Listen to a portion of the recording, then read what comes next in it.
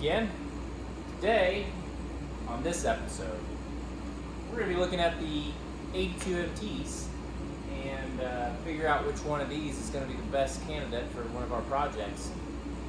I kind of went out on YouTube, tried to figure out if there was somebody that had already done this, had already gone through and made a video on disassembly and reassembly and all that, and I really didn't come up with much, so that's what we're going to do.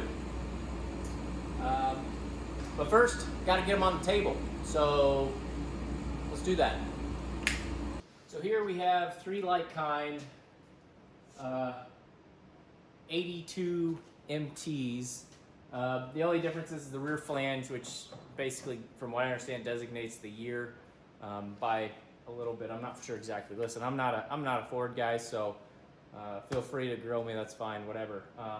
These are projects that are going to be going behind a different project that's not a Ford, you know, and it's going to be likely in a Chevy Camaro. So what we'll be doing today is, like I said, disassembling this far one, but then using these other two to kind of gauge what's going on, because this is my first time getting into one, not sure what I'm going to come across. So these have already been kind of gone through a little bit, and the reason being is because one of them has third gear completely blown out of it, and the other one has fourth.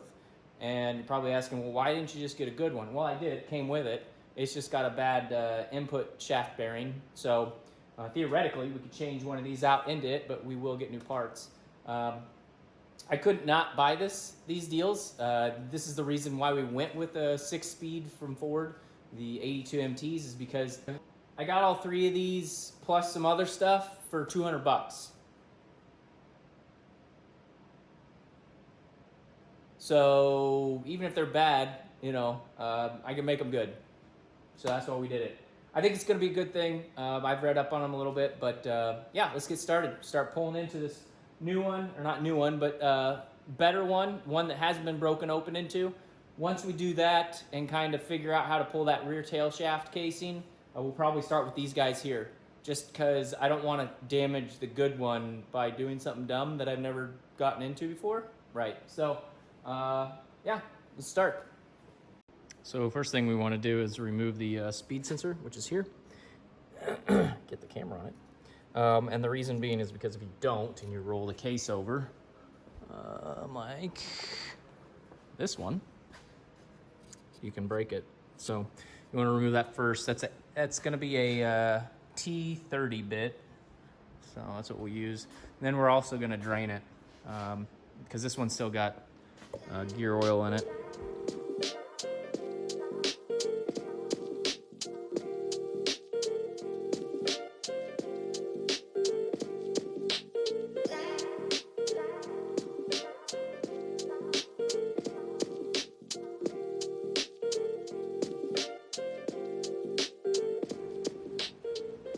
Okay. Well, if you saw that, then you probably had the best view, because I didn't see it till later. But as you know, I had to, or as you see, I had to redo the plastic on top of my table, because yes, I, for some reason, unhooked the speed sensor and removed it, and all the oil started coming out, and I didn't see it. So there you go. The plug is on the bottom, so I have this upright now, the plug at the top. I'm gonna go ahead and remove that, bring it back over, and hopefully drain the rest of this out without making an entire mess again. So sorry about the interim. I had to kind of clean up the entire floor as it leaked everywhere. So try that again.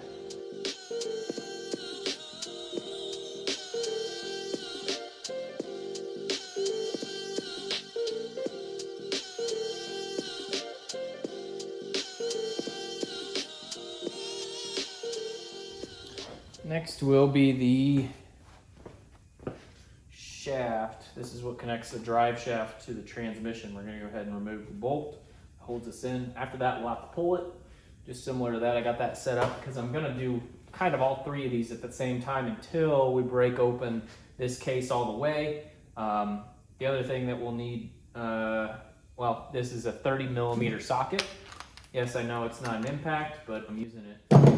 So go ahead and hit this thing.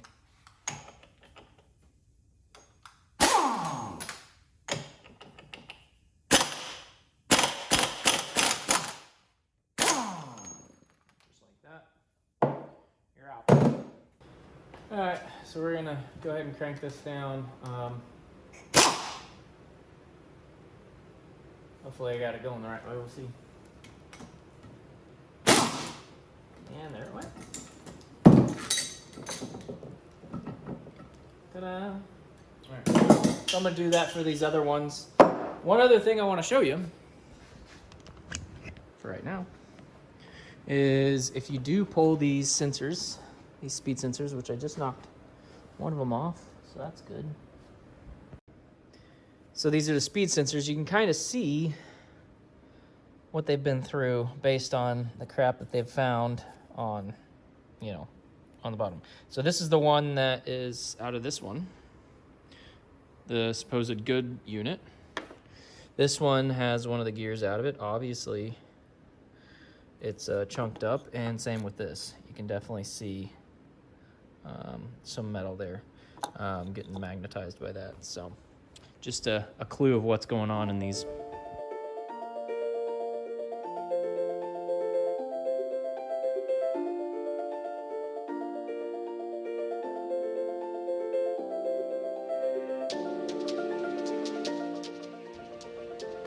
Next, we would remove the throwout bearing, but it's already been removed. On yours, it'll probably look something like that. There'll be two bolts that hold it in there. Anyways, that just comes off there.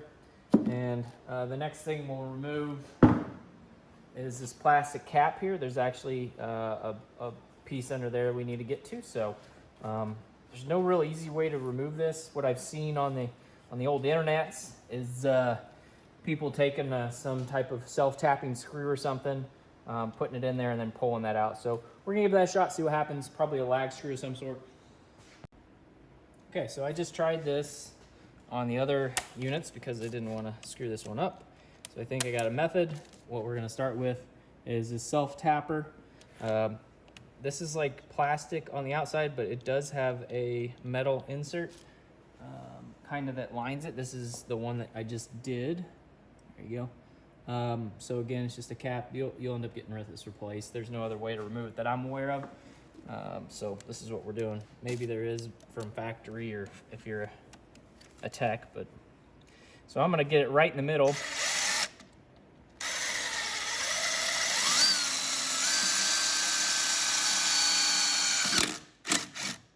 right, so it poked through. I'm gonna remove that. Switch over to a 1/2 inch socket, and I'm gonna be using this bad boy. Just a 1/2 inch lag bolt, and I'm gonna try to run it in downwards to kind of get it to pop this thing out. So I'm gonna get it started. Try to.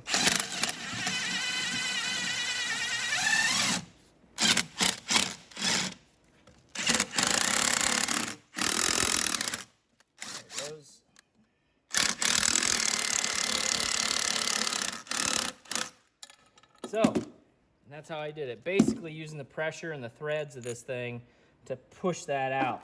So all it's gonna do is just ding up your next bolt that you're gonna remove up a little bit, not much, but better for the wear. So, all right. Okay, so this fitting here is a 12 millimeter hex. So that's what we're using, and it's on a trusty impact. So when doing this, the input shaft will spin. I'll try to hold on to it, make sure, but kind of see. It's got a little wiggle in it. I'm thinking that's why. Yeah. So this is why we need that bearing to get replaced. You can hear it, and that's not supposed to move at all. So let me get this to turn.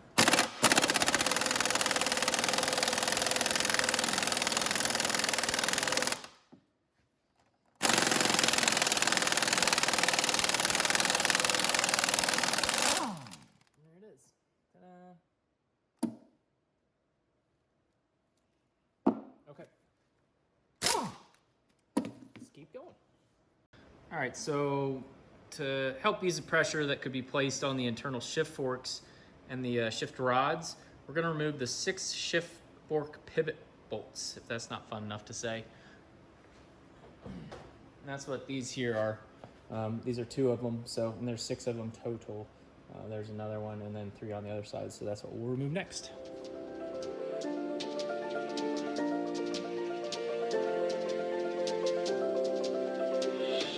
Alright, so next we're going to be pulling these detent pieces here. These are actually part of the forks. Each shift fork has one of these, and basically what it is it's a guy like this, but then it's got a ball that's spring-loaded in it, so we got to pull those out.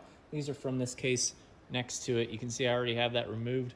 Again, that case is already broke open for the most part, so there's only a few things I had to remove extra to get to that part. So pretty close on this one, so I'm gonna go ahead and try to remove these. They say you can do them with a couple crowbars or, you know, these tools here, so see what happens.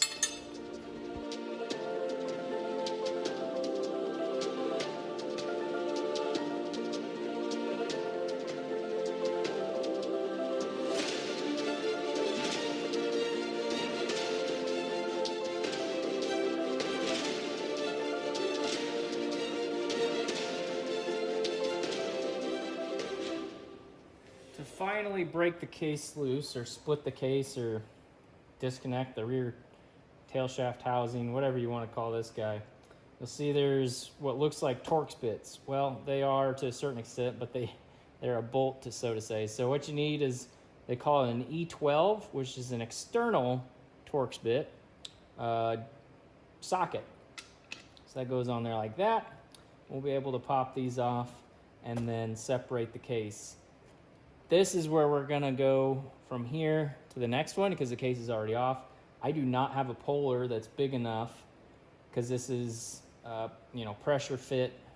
What do they call it? I think it's interference fit with some other parts in here. So this is where we're gonna stop with this one. I'm gonna go ahead and get these all loose, but then we'll switch over to this other one and keep going from there, because I just don't have the time today to make the puller extensions that you gotta make. You can take a 3-jaw and then add some steel to it to get basically to wrap all the way around to push your input shaft, or excuse me, your output shaft and everything with this main away from this guy. So I actually pull this casing up off of.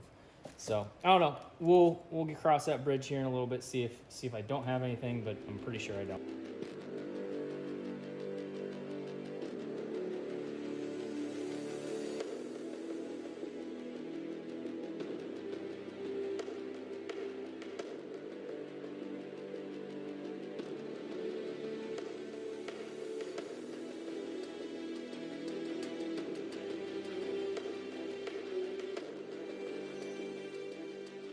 One last one. Now that I got all the bolts out, don't forget this one too. This is a another one of those spring-loaded retainer deals. So I'm gonna go ahead and remove that. The only reason I know is because I got my other one that somebody else took apart, and it looks like that I found the pieces, so it looks like they pulled that as well. So we'll pull that next.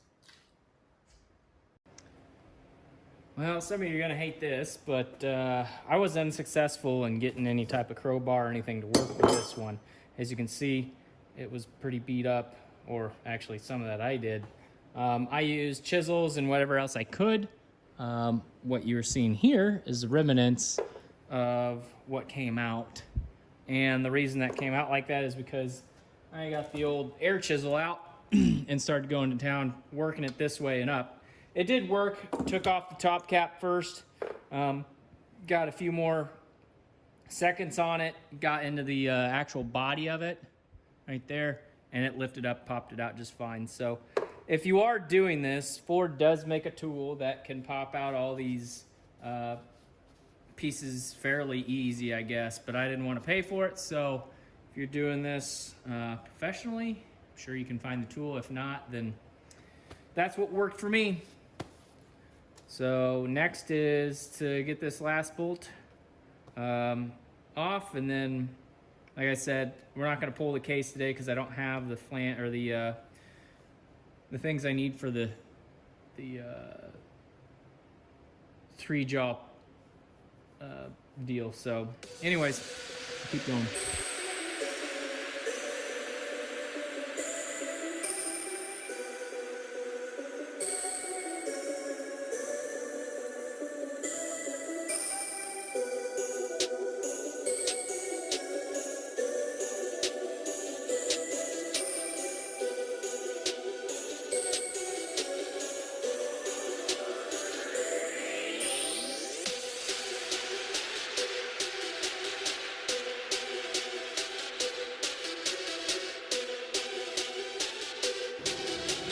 All right, give this another shot. I did put some WD-40 on the threads this go around. This is a different puller, so I'm hoping it's got enough to do everything correctly. So I'm gonna get everything fitted up and then we'll see what happens.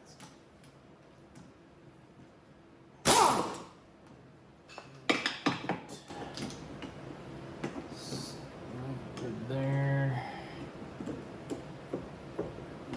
I think the other one might have been a little screwy just because I think it might have been tugging a bit more on one side than the other, and it got it all caught cattywampus, but or it could have been just no oil, so we'll try again.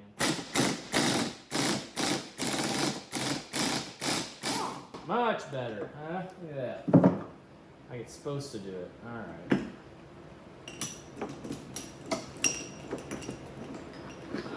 So probably my fault for not oiling the damn thing. They're new out of the box.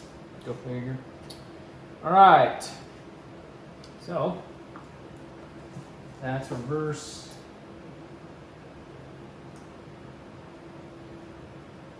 And first gear.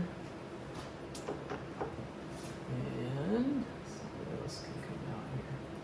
It's the bearing. All this stuff is going to get washed and we'll go through a, so right now I'm just kind of observing. I better actually get you guys in here too so I can know what the hell I'm doing later. Okay, so I pulled everything off. This is what I'm looking at right now. So we'll remove this stuff. So it's got these little tangs that are fitting in here just right. I thought those were broke, but they're not. It's just how they're made, so. This all kind of turns in itself somehow, some way. Again, I'm not real fluent with this stuff, so apologize.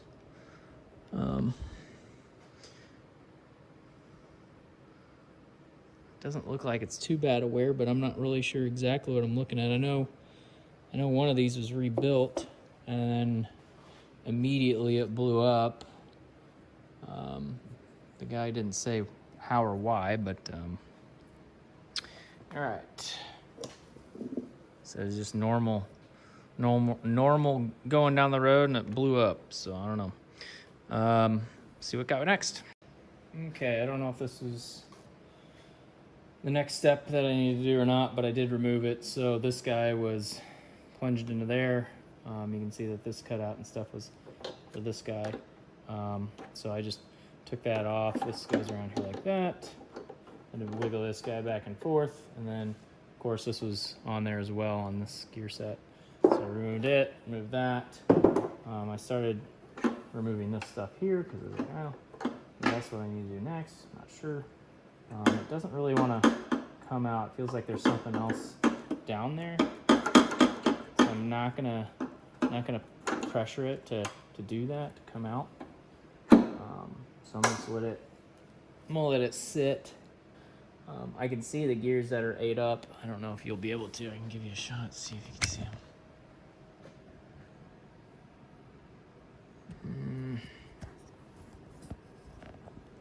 Let me try this one. Yeah, I think you can see them there. It's not going to want to focus, but it might. There we go. Yeah, so that's the one that grenaded. So that's where we got to get to, and it looks like the shift forks may have been screwed up too. We will see.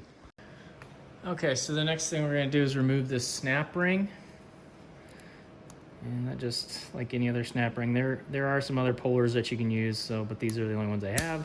So I am going to sit here for hours and try to get this to do what I want it to. Sometimes you might need to use a little screwdriver to help you out here. Let's see if I can't get it under there. Come on. There we go.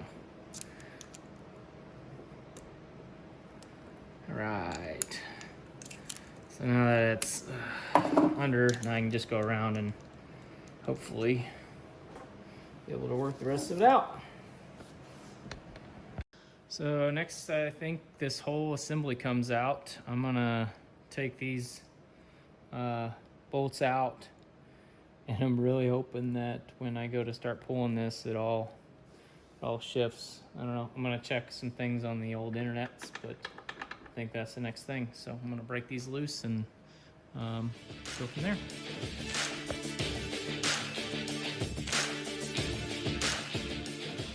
Now, before we can pull this whole assembly off, you saw that we just undid all these for that mid-plate support plate.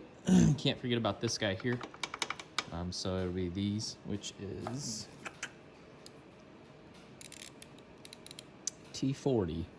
So we'll crack these loose. There's one there and one back here. That'll remove this plate, and then we'll see about pulling this whole, the rest of everything out, and go from there.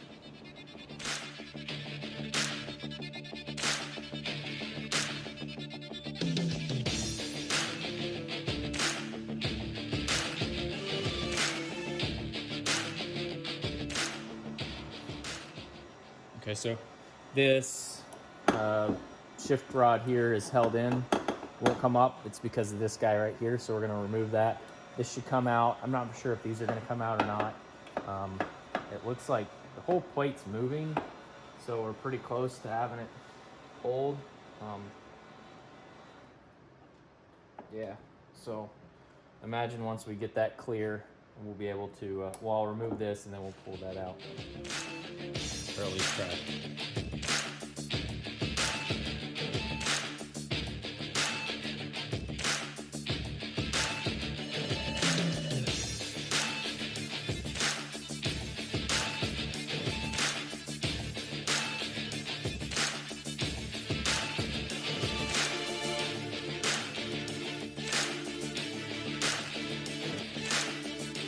So he told me just pull the plate. I use the plate to get this gear off, and let me just make sure, see where I'm looking here. Okay. So this is something I had to make, kind of build. I just cut these are, total length is 11 inches, and then came in about a ½ inch or so for the bolts. What that allowed me to do was obviously get as deep as I needed to in order to get to that plate, because you can't do that with a normal 2-jaw. So I had to come up with that. So now that that's done, I'm gonna have to look to see what goes next, but it looks like there's some big, looks like that there's some, I'm not sure, it might all just come out, I'm not sure. I do see the clutch forks in there. When I get you off this pedestal, oops, sorry, here we go. When I looked at this was one of the cases that was cracked open. This was, that clutch fork down there was laying in there anyways, so it may have come loose whenever everything went to shit, or if they, when they broke the case open.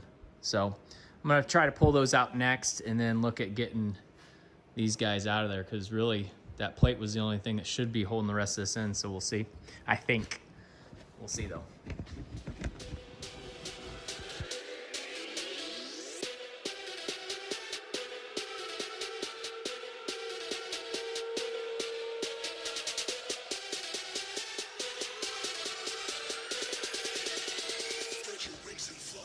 So remove the case. Some things I did remove. There's a bearing here and there's a bearing here and a bearing here. They look like this. They are the big roller bearings. You'll see on here, right there, there's a break in here, and you can split this race just like that. It's pretty easy. These are plastic, so don't break them. There are two. There's one. There's a second one, and again, those are there and there. So next, I am gonna try to remove these shafts. This being the input or the output shaft, and as you can see, this input shaft was snapped. So I believe what I'll do is I will push on this to remove the bottom shaft first, and push this out, and that should release. And then I'll look at, I think there's a snap ring on this one on the last part. So I'm gonna push this one out and see if what happens after that to this. So.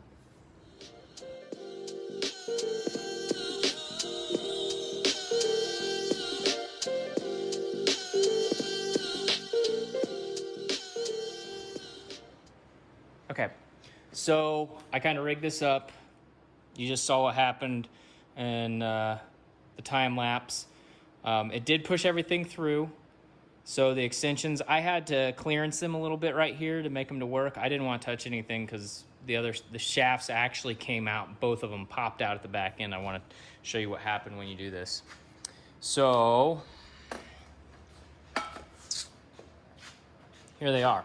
I haven't touched them yet. I'm gonna get some gloves on. But you can see how once I separated them from the case, they both came out.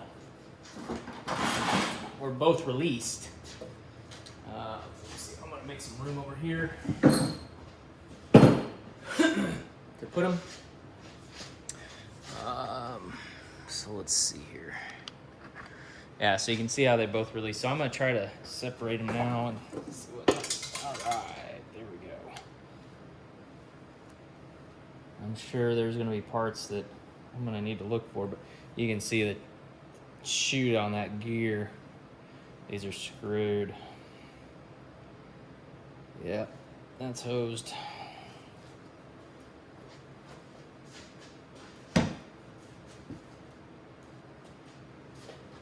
Okay, and second shaft here.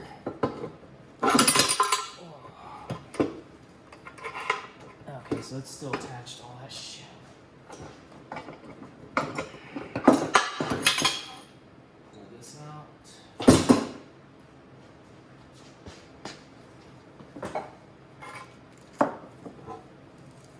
And again, there's the other chunk. Okay. So there you go. That's how to break these cases down. Hopefully I covered everything for you. Now I gotta figure out what I'm gonna do. Obviously this is the bad case, right? So this case over here, right there, that's all good. We just gotta replace basically that bearing right down there. The input shaft bearing. Oh, nope, sorry. It's the other one. That's the input shaft there. So I gotta replace that one. So I'm gonna keep going here. Okay, so final look here. This is the main output shaft. So this would go to the drive shaft. You can see this gear. This is obviously normally like this. These two gears are just trashed. So in order to repair this one, we'll need a new output shaft because this is all one piece. We will need this gear here. I believe that's third. I cannot tell you whether it is or not, again, because I don't know these transmissions that well. I should, but I don't. So bear with me on that. As far as in the case, we still have the input shaft. So to remove that, we're gonna have to remove those Torx bits down there, as well as this side too. Those four, and then all that will pull out. So haven't decided whether we're going to use this one or this one, because this one's all busted up too. So now that we know how to do and remove everything out of this case, we're going to do the same thing to this to see what can be changed. My guess is everything is trashed in this one too. And, you know, I was hoping to make one good transmission out of both of them, but with these output shafts trashed, I know that one's going to be trashed as well. There's just not a chance that it's not going to be damaged as bad as this is as well. So no big deal. We still got this guy here. So, all right.